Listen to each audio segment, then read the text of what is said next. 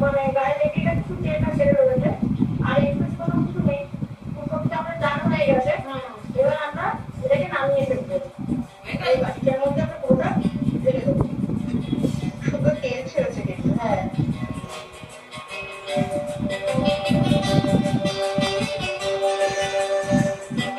এটা হয়ে গেল। এরপর আমি এই হোয়াইট সসটা ব্যবহার করবো, যেটা আগে তৈরি করে রাখা হ্যাঁ, হয়েছে। যেটা আমাকে তৈরি করে রাখা হয়েছিল। এবার আস্তে আস্তে আমি সসটা এইভাবে উপর থেকে চাদরের মতন বিছিয়ে দেবো।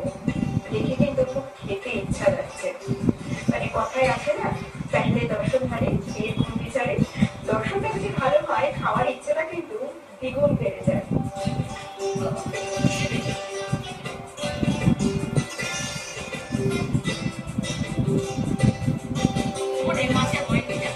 এরপর আমি এর উপরে এই চিজের লেয়ারগুলো হালকা করে আরেকটা লাগবে। হ্যাঁ,